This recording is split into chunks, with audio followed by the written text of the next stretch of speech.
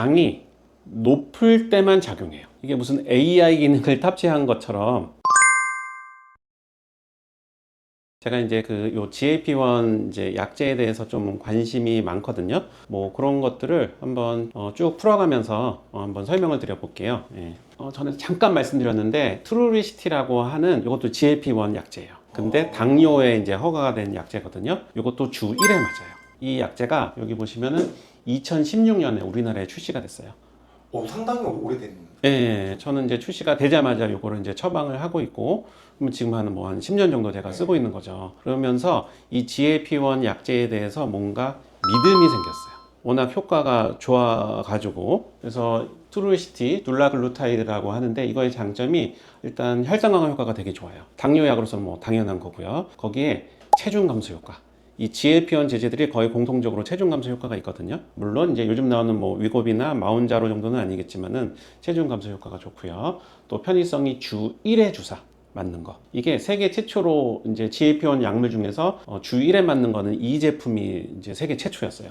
그리고 이게 제가 환자들한테 또 강조하는 건데 당이 높을 때만 작용해요. 이게 무슨 AI 기능을 탑재한 것처럼 옛날에 나왔던 그 설포닐 유리아라고 하는 그 당뇨약은요, 당이 높든 낮든 무조건 그 인슐린이 나오게 해서 당을 떨어뜨리거든요. 그래서 저혈당 부작용이 되게 커요. 근데 이거는 혈당이 낮을 때는 작용을 안 해요. 안전하다는 얘기. 그쵸. 저혈당이 굉장히 적죠. 근데 아예 없는 거는 아닌데 일반적으로는 저혈당이 없는데 제가 처방을 하다 보니까 이분이 당뇨 환자신데 아침에 공복에는 혈당이 120 정도인데 식사를 하고 나면은 90, 80으로 떨어진다는 거예요. 말이 안 되잖아요. 네. 저도 이상한가?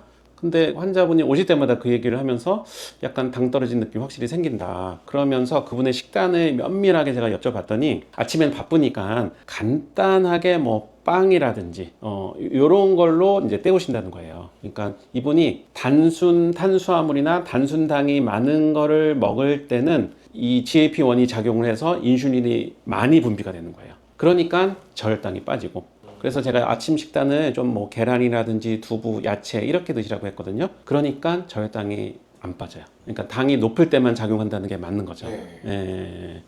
그래서 제가 이제 GLP-1 제제에 대해서 뭔가 하여튼 믿음도 생기고 관심도 생기고 그래서 이제 그런 거에 대해서 공부를 좀 많이 했었죠. 그래서 이제 이 트루시티 둘라글루타이드는 이제 릴리라는 회사에서 만든 제품이에요. 네, 마운자로 릴리. 근데 이 약이 그러니까 의사들이나 이거 관계자들한테 센세이션 했던 게 그럼 과연 이거를 주 1회만 맞게 어떻게 하는 것이냐. 그게 굉장히 이제 궁금했었거든요. 그래서 여기 보시면은 제가 빨간색으로 이렇게 해놓은 게 있는데 이게 그 비밀이에요. 요거에 대해서 설명드리면은 일단은 항체, 항원 항체 이런 말씀 이런 거 아시죠? 네. 항원 항체. 그래서 여기서 AG가 안티젠 항원이고 요거의 항체라고 하는 거거든요. 그래서 항체는 FAB랑 FC 리전이라는 게 있어요. 그 중에서 FC 리전이 항체의 반감기를 조절하는 그 역할을 해요. 그러니까 FC 포션이 어떠냐에 따라서 항체의 반감기, 그러니까 항체가 오래 가냐 적게 가냐 이런 게 결정되는 거거든요. 그러니까 많은 과학자들이 여기에 주목을 해서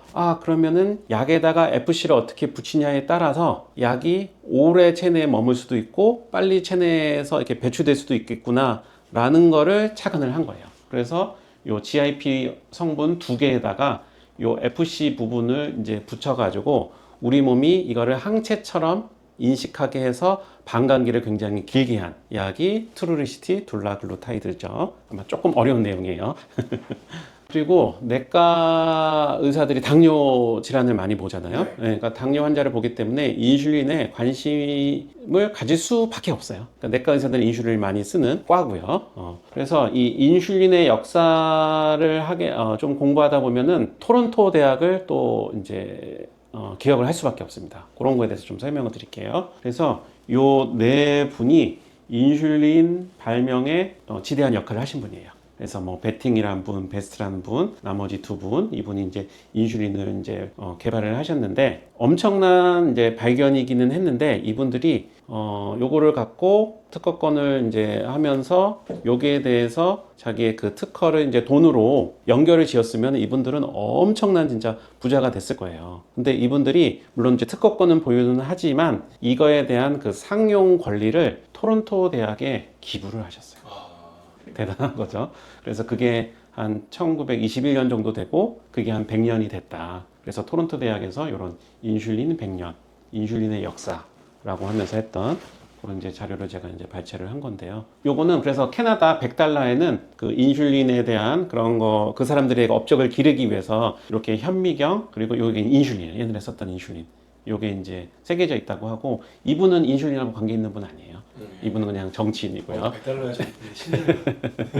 예. 그러면은 이제 인슐린이 이제 어떻게 제약회사에서 만들어졌냐? 그래서 이제 초반에, 그러니까 이분들이 인슐린 어떻게 막 대량 보급하고 뭔가 이제 그 약품을 만들 때 퀄리티 컨트롤이 되게 중요하거든요. 그게 이제 대학 수준에서 할 수 있는 거는 좀 한계가 있더라고요. 그래서 그때 마침 이 릴리라는 회사, 이분 이제 일라이 릴리라는 사람이 만든 회사거든요. 이분과 협력을 해가지고 이제 세계 최초로 상업적 인슐린을 이 릴리라는 회사에서 생산을 하게 됩니다. 그래서 내과 의사들은 이제 릴리라는 회사를 다들 아세요, 내과 의사들은. 그리고 그러면 노보노디스크는 뭐냐? 이제 유럽에서 몇몇 분들이 이제 유럽에서도 인슐린이 필요하니까 이분들의 이제 허락을 받고 유럽 내 생산은 이제 노보노디스크라는 회사에서 맡아서 하기로 합니다. 그 노보노디스크 관련돼서 조금 더 설명을 드리자면요. 일단은 그 어거스트 크로우라는 사람의 부인이 마리 크로우가 당뇨병에 걸렸어요. 근데 이때까지만 해도 당뇨는 불치병이었어요. 당뇨 합병증으로 이제 곧 사망할 수 있는. 근데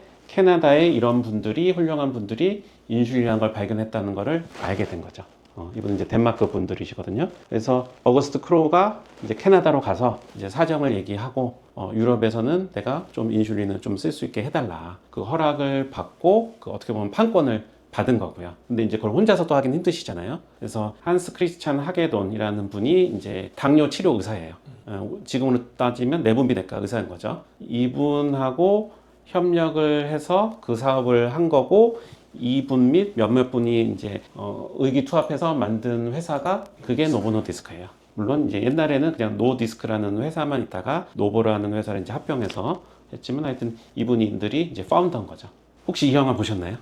디카프리오. 네, 디카프리오가 나왔던 이 영화의 배경이 그 1920년대, 30년대 그때거든요. 아, 인슐린이 개발됐을 네. 디카프리오의 부인 이 인디안 종족 분들이 이제 갑자기 서구화된 식생활 습관이 되면서 비만이 생기고 그러면서 당뇨가 많이 걸렸다고 해요. 그래서 이 영화에도 디카프리오가 자기가 어떻게 저 힘을 써서 캐나다 가서 뭐 인슐린을 얻어갔다. 그런 내용도 있으니까 그거를 모르고 보시면은 그냥 그런데 이런 배경을 알고 보시면은 좀 더 재미가 있을 거예요. 네네. 그리고 그 인슐린이 영화 구성상 또 중요한 작용을 해요. 그건 또 스포일러가 될 수 있으니까 여기까지 하시고 관심 있는 분들 한번 보시고요. 그러면은 제가 이 릴리라는 회사가 인슐린을 처음 네. 그 이제 출시한 회사잖아요. 근데 최근 그 인슐린 글로벌 마켓 셰어를 보면은 노보노디스크가 52%. 거의 절반 이상이네요. 인슐린 마켓 셰어가 그만큼 이제 노보노디스크라는 회사가 인슐린을 계속 개발하고 업그레이드 시키고 이런 거에 노력을 굉장히 많이 한 거죠. 그 릴리는 한 23%로 2등을 차지하고 있고 이제 3등은 이제 사노피, 파스테르 사노피. 그래서 요 노보노디스크, 릴리, 사노피가 그 인슐린 관련해서는 빅3입니다. 그러면서 아무래도 이런 기업들이 인슐린이라든지 그 인슐린을 연구를 하다 보면은 하여튼 당 뭐 이런 걸 하다 보니까 요 GLP-1 제제에 대해서 연구를 많이 할 수밖에 없는 거예요. 그럼 뭐 릴리라든지 노보노디스크에 좀 관심이 생기시나요? 네. 그 영화도 봐야 될 것 같아요. 네, 어떠고 또 이제 그 주식에 관심 있으신 분들은 시총 이런 거에 대해서 관심이 있을 거예요. 그래서 준비한 자료가 요건데요. 지금 덴마크의 GDP가 이제 423 빌리언 달러, US 달러로, 미국 달러로 빌리언 달러라고 해요. 근데 노보노디스크가 그거를 넘어섭니다. 그러니까 이 회사들이 지금은 이제 인슐린뿐만 아니라 아마 그 삭센다, 위고비 이거의 영향이 클 거예요. 그러니까 회사가 얼마나 지금 커졌는지. 584 빌리언 달러라는 게 저도 큰지는 알겠지만 솔직히 감이 안 와요. 그렇죠. 네. 그래서 이게 5,840억 달러고 하나로 808조입니다. 정말 대단한 거죠. 그래서 뭐 한때는 이제 유럽 전 이건 덴마크인데 유럽 전체를 봐도 시가총액이 이 정도면은 거의 탑 뭐 1등, 2등 하는 그 정도 규모로 이제 커진 거죠. 바이오, 제약 이런 거에 뭐랄까 위대함이라고 해야 되나? 그래서 우리나라가 뭐 나름 이제 의료 강국이라고는 하는데 아직 제약 바이오 쪽은 조금 더 저희가 좀 아직 좀 약한 점이 많거든요. 그래서 나중에는 진짜 우리나라 GDP를 뛰어넘는 그런 제약 바이오 업체가 우리나라에서도 생겼으면 하는 그런 바람입니다. 이제 오늘 준비한 내용은 여기까지입니다.